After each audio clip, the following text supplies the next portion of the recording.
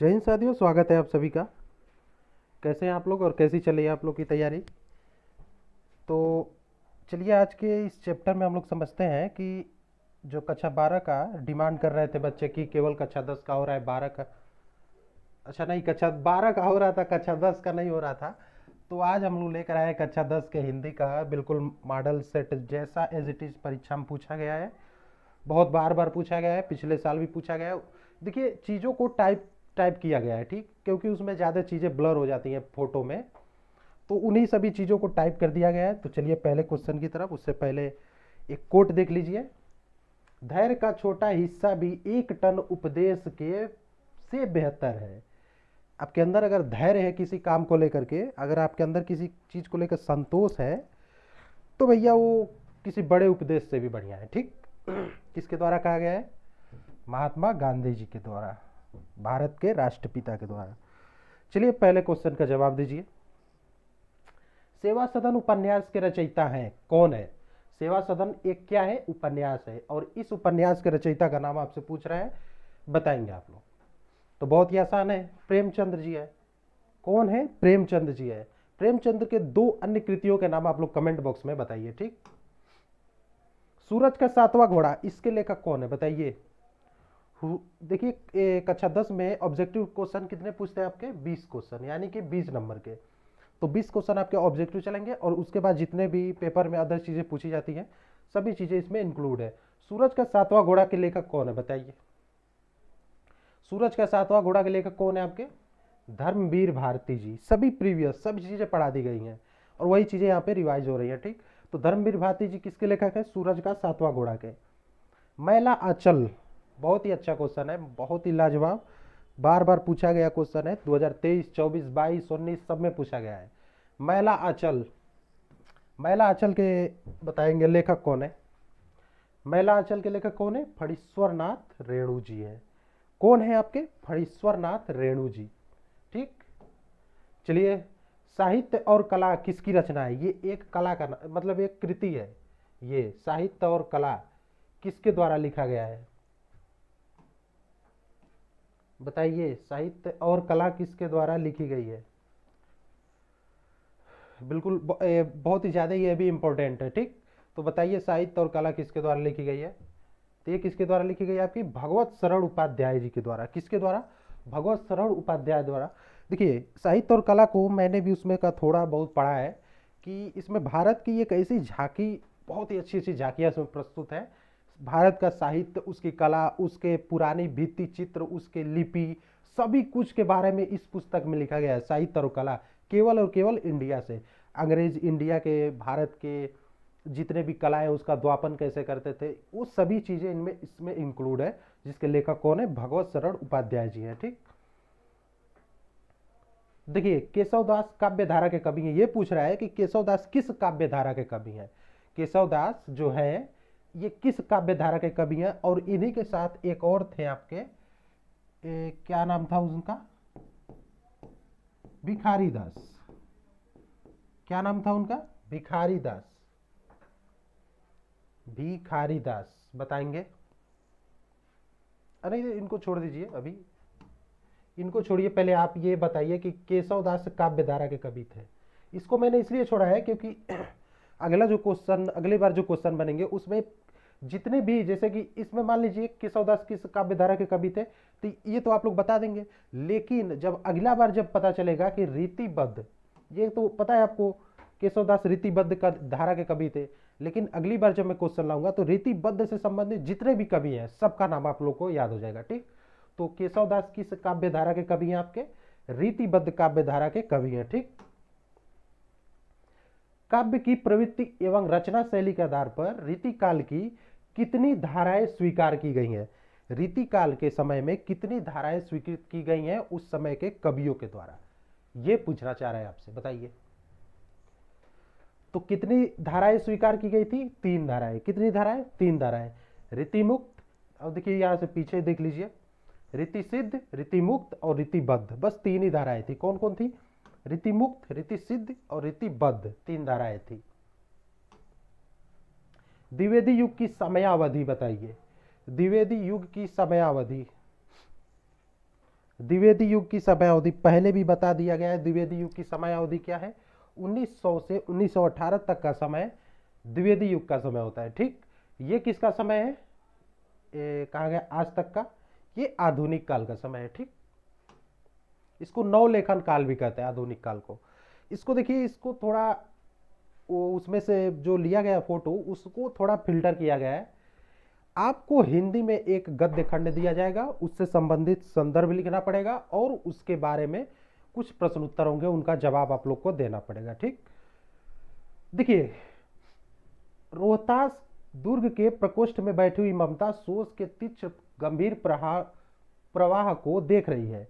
ममता विधवा थी, उसका यौवन सोड़ के समान उमड़ रहा था। मतलब एक गद्य खंड दे देगा, कहेगा उसका संदर्भ लिखिए और रेखांकित अंश की व्याख्या कीजिए। रेखांकित अंश का कहाँ है? मन से लेकर के थी तक, मन से लेकर के थी तक को उसने रेखांकित किया है, उसका अर्थ जानना चाहेगा। न केवल अर्थ, इससे संबंधित 3-4 क्वेश्चन भी देगा, क्योंकि ये क्वेश्चन देखिए कितनी बार रिपीटेड है। 2022, 24, 2014, हो सकता है 2023 में भी आया हो, और हो सकता है आपका 2025 के फरवरी में के एग्जाम में भी आए। ठीक, तो ऐसा आपका देगा। अगर देखिए, अगर संदर्भ लिखना हो तो मैंने किस तरह आपको सजेस्ट किया है, बिल्कुल वही वही लिखिएगा। देखिए, संदर्भ, प्रस्तुत गद्य खंड हमारी पाठ्य पुस्तक हिंदी के गद्य खंड में संकलित ममता नामक कहानी से अवतरित है, जिसके लेखक श्री जयशंकर प्रसाद जी है। चीजों को हाईलाइट कीजिए, जो चीजें हाईलाइट करने वाली है उनको आप लोग हाईलाइट कीजिए। ठीक, जयशंकर प्रसाद लेखक का नाम, किस पाठ से संकलित है उसका नाम, और किस बुक से संकलित है वो भी चीजें इनमें इंक्लूड कीजिए। ठीक, अगला देखिए, गद्य खंड तो हो गया, एक पद्य खंड देगा आपको। क्या देगा? एक पद्य खंड देगा, और ये कहेगा प्रस्तुत पद्यांश की ससंदर्भ हिंदी में व्याख्या कीजिए तथा काव्य सौंदर्य भी स्पष्ट कीजिए। ठीक, काव्यगत सौंदर्य भी होता है संदर्भ के नीचे ही। और रेखांकित अंश की व्याख्या भी कीजिए। सुनी सुंदर बैन सुधारस साने सयानी है जानकी जानी भली। तो ऐसे पद्य दे देगा और कहेगा इसका संदर्भ लिखिए और रेखांकित अंश की व्याख्या कीजिए, और इसी में से एक आध दो क्वेश्चन भी पूछ लेगा आपसे। ठीक, इसकी फ्रीक्वेंसी देख लीजिए कितनी बार है, 2015, 17, 19, 22, 24 सभी में पूछा गया भैया, तो हो सकता है इस साल भी पूछा जाए। ठीक, इसका संदर्भ कैसे लिखेंगे आप लोग? प्रस्तुत पद्य खंड हमारी पाठ्य पुस्तक हिंदी के काव्य खंड में संकलित, किसमें? काव्य खंड में संकलित वन पथ पर शीर्षक से अवतरित है, जिसके रचयिता गोस्वामी तुलसीदास जी हैं। कितना अच्छा है। तो ऐसे ही चीजें आप लोग लिखेंगे। ठीक, अब देखिए, ये दिखाई दे रहा है ना आप लोग को? बिल्कुल। देखिए, इसमें कितने अंक मिलेंगे आपको? 5 नंबर मिलेंगे। किसी एक लेखक का जीवन परिचय आपसे पूछेगा। जयशंकर प्रसाद का 100%। देखिए, ट्रिक कुछ होते हैं कि चीज़ों को ध्यान में रखा जा सकता है। इनका 100% पूछता है। जयशंकर प्रसाद, महादेवी वर्मा, सुमित्रानंद पर, रामधारी सिंह दिनकर, आचार्य हजारी प्रसाद द्विवेदी।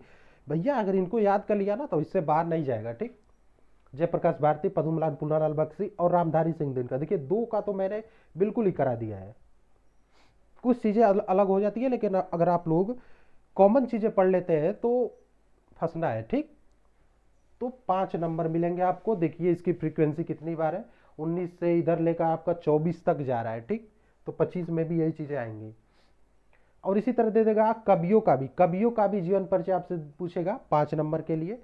किसी एक का, सूरदास, तुलसीदास, सुमित्रानंद पंत, महादेवी वर्मा, किसी का भी एक का पूछेगा, और उसके कुछ रचनाओं के बारे में आपको लिखना पड़ेगा। ठीक, अब ये एक संस्कृत खंड दे देगा, कहेगा उसका संदर्भ लिखिए, और जो खंड है उसका आप हिंदी में अनुवाद कीजिए। ठीक, दे देगा एक खंड, उसका हिंदी में अनुवाद करने का रहेगा, और आपसे कहेगा कि संदर्भ दीजिए और अनुवाद कीजिए। देखिए, 19, 23 सब में पूछा है। अगर इसका आप लोग लिखेंगे संदर्भ तो ऐसे लिखेंगे, प्रस्तुत संस्कृत गद्य खंड हमारी पाठ्य पुस्तक हिंदी के संस्कृत खंड के वाराणसी नामक पाठ से अवतरित है। किस पाठ से? हिंदी के वाराणसी नामक पाठ से अवतरित है संस्कृत खंड के। ठीक, इसका अनुवाद अगर देखें, वाराणसी सुविख्यात प्राचीना नगरी, वाराणसी एक बहुत ही विख्यात नगरी है। इयम विमल सलीला तरंगया, मतलब ऐसे ही है, इन चीज़ों को पढ़ना थोड़ा मुश्किल हो जाता है। इसका अनुवाद देख लीजिए आप लोग डायरेक्ट। वाराणसी बहुत प्रसिद्ध प्राचीन नगरी है। यह स्वच्छ जल की तरंगों से युक्त गंगा के किनारे स्थित है। इसके घाटों की घुमावदार पंक्ति श्वेत चांदनी में बहुत सुंदर लगती है। असंख्य यात्री भ्रमण करने के लिए दूर देश से प्रतिदिन यहाँ आते हैं और इसके घाटों की शोभा देखकर बहुत ही प्रशंसा करते हैं। तो जो पिछला जो खंड था संस्कृत का, उसका हिंदी अवतरण कुछ इस प्रकार होगा जैसे कि यहाँ पे लिखा गया है। ठीक, इसको हमने लिखा है अपने उसको टाइप करके। और एक आपको श्लोक देगा संस्कृत का, कहेगा इसका भी संदर्भ लिखिए और इसको हिंदी में अनुवाद कीजिए। सर्वे भवन्तु सुखिनः, सर्वे सन्तु निरामया, सर्वे भद्राणि पश्यन्तु मा कश्चित् दुर्भाग्यः भवेत्। ठीक, तो इसकी फ्रिक्वेंसी देख सकते हैं आप लोग कितनी बार है। 2022 से 23 24 सब में पूछा गया, तो इस साल भी पूछा ही जाएगा। और ये बहुत ही ज़्यादा इंपॉर्टेंट है। ये जो श्लोक है ना, ये मेरे समय से भी आ रहा है और आप लोगों में भी पूछेगा। इसका जो संदर्भ लिखेंगे आप लोग, प्रस्तुत श्लोक खंड हमारी पाठ्य पुस्तक हिंदी के संस्कृत खंड के भारतीय संस्कृति नामक पाठ से अवतरित है। और इसका अनुवाद कुछ ऐसे होगा, सभी सुखी हो, सब रोग रहित हो, सबका कल्याण हो, कोई भी दुखी ना हो, अर्थात कोई भी दुख का भागी न बने। इसका मतलब ये होगा। ठीक, एक दो क्वेश्चन आपसे संस्कृत का पूछ सकता है कि संस्कृत के किसी भी मतलब वो जो पीछे था ना वाराणसी या प्रबुद्धो ग्रामीण, इनसे क्वेश्चन आपसे पूछ सकता है। एक तो लिखा है जैसे ज्ञानम कुत्रम संभवति, ज्ञान कहाँ संभव है, लिख सकते हैं आप लोग ज्ञानम सर्वत्र संभवति। ज्ञान कहाँ संभव हो, ज्ञान सभी जगह संभव है। ठीक, ज्ञानम सर्वत्र संभवति। तो इसका सही आंसर ऐसा होगा, ज्ञानम सर्वत्र संभवति, कुत्र की जगह बस सर्वत्र कर दीजिए, यानी कि ज्ञान की संभावना सभी जगह हो सकती है। ठीक, बिंद के वासी उदासी तबो व्रत दाई महा बिनु नारी दुखारे। बताइए इसमें कौन सा रस है। जो बिंद के वासी है वो राम के आगमन पर क्यों दुखी है, क्योंकि वो ऐसा सोच रहे हैं कि जब भगवान राम के चरण किसी पत्थर के लगने से वो नारी हो जाती है, तो अगर ये पूरा पहाड़ अगर पत्थर का बन जाएगा तो हम लोग कहाँ रहेंगे। तो इसको देखकर हंसी आ रही है, तो इसमें कौन सा रस होगा आपका, हास्य रस होगा। ठीक, कौन सा रस होगा, हास्य रस। हास्य रस का स्थायी भाव क्या होता है, हास होता है। करुण रस का शोक होता है। श्रृंगार रस का आपका क्या होता है, श्रृंगार रस का आप लोग बताएंगे रति होता है। विरस का उत्साह होता है। ठीक, जहां उपमेय में उपमान की संभावना की जाए वहां कौन सा अलंकार होता है। जहां उपमेय में उपमान की संभावना की जाए वहां कौन सा अलंकार होता है, बताएंगे।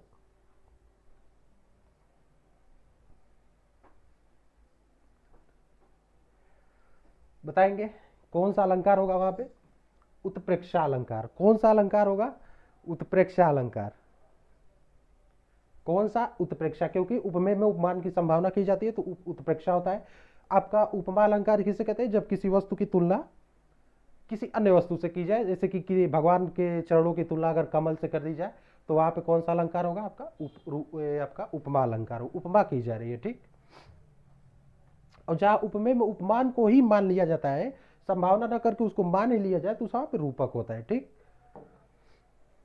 उसकी मदद करो, वाक्य का भेद होगा, बताएंगे। उसकी मदद करो, वाक्य का कौन सा भेद है, उसकी मदद करो। उसकी मदद करो, आज्ञा दी जा रही है, तो कौन सा होगा। किसी को कहेंगे ना उसकी मदद करो, तो आप किसी को आज्ञा ही दे, किसी को आर्डर ही तो दे रहे हैं ना। ठीक, तो आज्ञावाचक होगा। विधानवाचक क्या होगा, जो परंपरा से चली आ रही है। भगवान जैसे कि सूर्य डूब रहा है तो सूर्य भैया पहले से डूब रहा है, तो वो आपका विधानवाचक होगा। निषेधवाचक, इस काम को मत करो, यानी कि निषेध किया जाए, रोका जाए, तो वहां पे निषेधवाचक होगा। संकेतवाचक, कोई भी चीज होगा जैसे कि आज वर्षा होगी, आज वर्षा हो सकती है, तो ऐसी चीजें संकेतवाचक होती है। ठीक, सभी लोगों ने उसे देखा, कैसा वाक्य है, सभी लोगों ने उसे देखा, बताएंगे। सभी लोगों ने उसे देखा, न कोई अव्यय है न कोई जुड़ने वाला वाक्य है बीच में, सीधी सा एक वाक्य है, सभी लोगों ने उसे देखा।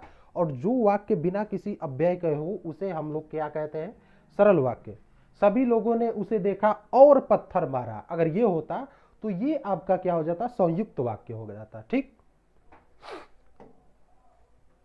हम कल दिल्ली जा रहे हैं, ये पूछ रहा है कि हम कल दिल्ली जा रहे हैं, इसमें जो दिल्ली है वो क्या है? क्या वो जातिवाचक संज्ञा है, क्या वो तो व्यक्तिवाचक है या जातिवाचक है, या फिर इनमें से कोई नहीं, बताएंगे आप लोग। हम कल दिल्ली जा रहे हैं, इसमें देखिए पहली बात तो आप लोग ऐसे ही पकड़ लीजिए, दिल्ली क्या है? एक नाम है। दिल्ली के अलावा दुनिया में और कोई भी नहीं है। और मैंने ये बताया था कि जिसके जैसा अन्य कोई ना हो उसे हम लोग व्यक्तिवाचक कहेंगे, और व्यक्तिवाचक केवल इसी में ही है, तो इसी को हम लोग सही मान लेंगे। अन्य किसी में होता तो हम लोग अगले ऑप्शन पर जाते, पहले ही हमें मिल गया तो यही ऑप्शन हम टिक कर दें। क्यों? क्योंकि व्यक्तिवाचक और किसी में भी नहीं है। ठीक, तो यही हमारा सही जवाब। और वैसे भी देख लीजिए, दिल्ली एक वचन भी है, पुल्लिंग भी है, अधिकरण है। क्यों अधिकरण क्यों है? क्योंकि हम कल दिल्ली जा रहे हैं, यानी कि घर छोड़कर कहीं जा रहे हैं। और अधिकरण में क्या, अच्छा दिल्ली जा रहे हैं, अच्छा दिल्ली जा रहे हैं यानी कि दिल्ली में जा रहे हैं। अधिकरण का क्या होता है? अधिकरण समास का क्या होता है आपका? इसका जो पहचान होता है में या पर होता है, में या पर। तो कहाँ जा रहे हैं? दिल्ली जा रहे हैं, दिल्ली में जा रहे हैं, तो में आ गया, यानी कि अधिकरण का अर्थ है। अपदान से अलगाव होता है, कर्ता कारक यानी कि करने वाला होता है। ठीक, अध्यक्ष शब्द में कौन सा उपसर्ग है? बताइए बताइए जल्दी आप लोग। अध्यक्ष शब्द में आपसे उपसर्ग पूछ रहा है, यानी कि उपसर्ग भैया कहाँ लगता है? आगे लगता है, ये ध्यान दीजिएगा। ठीक,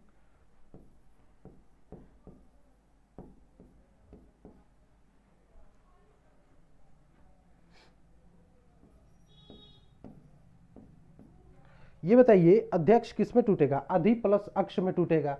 अब बताइए अध्यक्ष में आपसे उपसर्ग पूछ रहा है, उपसर्ग लगता है आगे, और आगे क्या है? अधि है। ठीक, अधि है। अगर पीछे का पूछता तो हम लोग अक्ष जवाब देते। ठीक,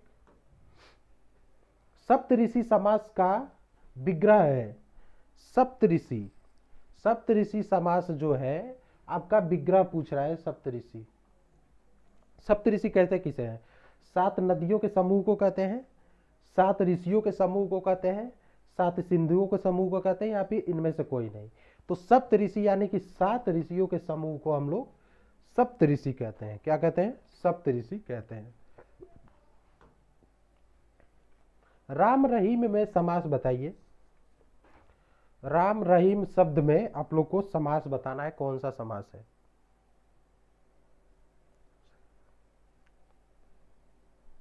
बताइए राम रहीम में कौन सा समास है? मैंने बताया था बीच में अगर योजक चिन्ह आता है तो कौन सा समास होता है? बस एक द्वंद्व समास होता है। द्विगु किसे कहते हैं? जब शुरू में गिनने वाला शब्द हो जाए, पंचवटी, त्रिरत्न, तिरंगा, ये सब होता है तो द्विगु होता है। बहुब्रीहि, 2 शब्द मिलकर किसी तीसरे पद की ओर इशारा करें, लंबोदर, लंबा है जिसका उदर, अर्थात गणेश भगवान, तो वहां पे बहुब्रीहि होता है। कर्मधारय क्या होता है? एक विशेष होता है, एक विशेषण होता है। ठीक, नील गगन। सुहाग का तत्सम रूप होगा, सुहाग का तत्सम रूप होगा, बताइए जल्दी, कमेंट बॉक्स में जवाब दीजिए। उसके साथ मुझे द्रविटक का भी बताइए, द्रविटक का जो आपका तद्भव रूप होगा वो क्या होगा? द्रविटक का क्या हो जाएगा? दुपट्टा। क्या होगा? दुपट्टा। और सुहाग का क्या हो जाएगा? सौभाग्य। ये तत्सम रूप है, इसका तद्भव नहीं है, तत्सम है। ठीक, और ये क्या है? इसका तद्भव रूप है। द्रविटक को क्या कहते हैं? दुपट्टा कहते हैं। द्वितकारी को क्या कहते हैं? जुगारी कहते हैं। द्वित को क्या कहते हैं? जुआ कहते हैं। आपका यज्ञोपवीत को क्या कहते हैं? आपका जनेऊ कहते हैं। ये सब चीजें आप लोग ध्यान में रखिए। सतदल, उत्पल, वारिज किसके पर्यायवाची हैं? सतदल, उत्पल, वारिज किसके पर्यायवाची है? ये सभी एक ही चीज के पर्यायवाची हैं। उसका नाम क्या है आपका? कमल। भैया क्या है? कमल। कमल किसका नाम है आपका? सतदल, उत्पल, वारिज, सब पुंडरीक, पंकज, ये सभी क्या है? देखिए पंकज का बहुत ही अच्छा एक एग्जाम्पल होता है। पंकज का मतलब क्या होता है? पंक, पंक मतलब होता है कीचड़, और जो कीचड़ में खिलता है उसे क्या कहते हैं? कमल। ठीक, तो पंकज इसलिए कहते हैं कमल को क्योंकि कमल कहाँ खिलता है? कीचड़ में खिलता है। क्योंकि पंक का मतलब क्या होता है? कीचड़। ठीक, तो ये सभी किसके नाम है? आपका कमल के, आप लोग ध्यान रखेंगे। गंगा लहरी किसकी रचना है? बताइए, गंगा लहरी किसकी रचना है? गंगा लहरी आपसे पूछना चाह रहा है किसकी रचना है? तो गंगा लहरी किसकी रचना है? आपका पद्माकर का है। किसका है? पद्माकर का है। अच्छा, मुझे आप लोग ये बताइए, मैथिली शरण गुप्त जी को राष्ट्र कवि किस सन में घोषित किया गया? कमेंट बॉक्स में बताइए। ठीक, 1943 में प्रकाशित तार सप्तक का संपादन किसने किया? 1943 में संपादित तार सप्तक का संपादन किसने किया? बताइए बताइए, 1943 में कौन सा प्रकाशित हुआ था? तार सप्तक। उसके संपादनकर्ता कौन थे? सच्चिदानंद हीरानंद वात्स्यायन अज्ञेय। सच्चिदानंद हीरानंद वात्स्यायन अज्ञेय, इनका नाम है इतना बड़ा, ठीक ना।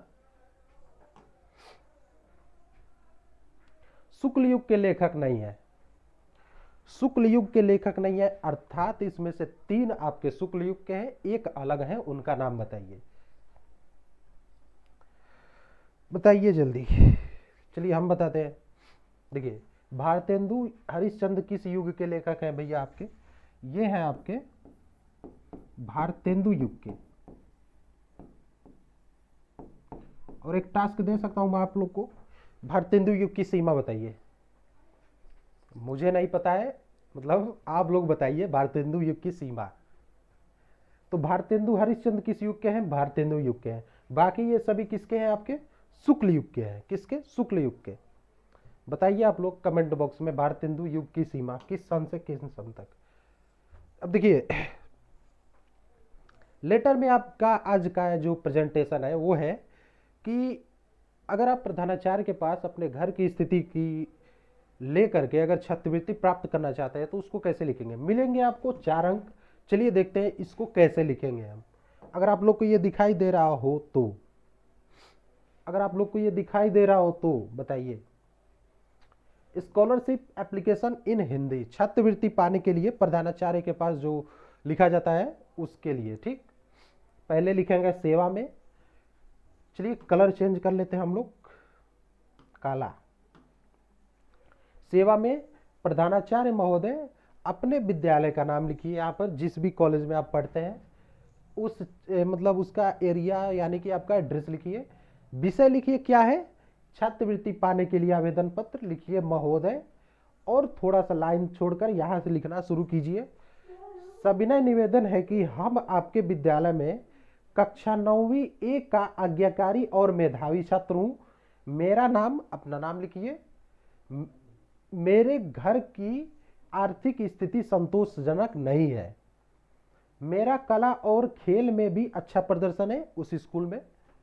मेरे पिताजी मेरे आगे की पढ़ाई का खर्चा वहन करने में असमर्थ है। असमर्थता जरूर दिखाइएगा, क्योंकि छात्रवृत्ति वैसे तो मिलेगी नहीं केवल कला में प्रदर्शन करने से। मैं आगे की पढ़ाई जारी रखने का इच्छुक हूँ, जिससे मैं अपने स्कूल और देश का नाम रोशन कर सकूं। अतः आपसे प्रार्थना है कि मेरी आर्थिक स्थिति और इच्छा को ध्यान रखते हुए छात्रवृत्ति प्रदान करने की कृपा करें। इसके लिए मैं आपका सदैव आभारी रहूंगा। धन्यवाद लिखिए। आपका आज्ञाकारी छात्र, अपना नाम, किस कक्षा में पढ़ते हैं, किस डेट को ये अप्लाई कर रहे हैं। ठीक, तो ये जो चीज़ें हैं आपके एप्लीकेशन लिखने में बहुत ही सहायता करेंगी। अगर इतनी चीज़ें आप लोग लिख रहे हैं तो बहुत ही अच्छी बात है। ठीक, ये देखिए, स्वपठित खंड काव्य के मतलब आपके जिले का जो भी खंड काव्य हो उसके बारे में आप लोग सारांश लिखेंगे या फिर जो भी क्वेश्चन देगा। देखिए, कुछ जिलों का मैंने लिख के लाया है कि कौन से जिले का कौन सा होगा। गोरखपुर, जितने भी गोरखपुर के लड़के हैं वो मातृभूमि के लिए लिखेंगे। मैनपुरी के बच्चे भी उसी के लिए लिखेंगे। मुजफ्फरनगर के बच्चे भी मातृभूमि के लिए ही लिखेंगे। मेवाड़ मुकुट किन किन जिलों के बच्चों का है? जो लोग बच्चे देवरिया में पढ़ते हैं, सीतापुर, बहराइच, इन जिलों के बच्चे मेवाड़ मुकुट के बारे में लिखेंगे। कर्मवीर भरत, मेरठ, पीलीभीत, रायबरेली, रायबरेली, पीलीभीत और मेरठ के बच्चे कर्मवीर भरत का सारांश लिखेंगे। जय सुभाष का कौन कौन लिखेंगे? लखनऊ, सहारनपुर, अयोध्या और झांसी। इन चैप्टर का आप लोग जिस जिस खंड, जिस जिस प्रखंड या फिर जिस जिस जिले के बच्चे हैं उस जिले का सारांश आप लोग अपने शब्दों में लिखेंगे। ठीक, मिलेंगे आपको कितने नंबर? 5 से 6 या फिर 8 नंबर मिलेंगे। इसको बहुत ही बड़ा नंबर मिलता है। इसमें मैंने एक चीज स्किप किया है, वो बता सकते हैं क्या आप लोग?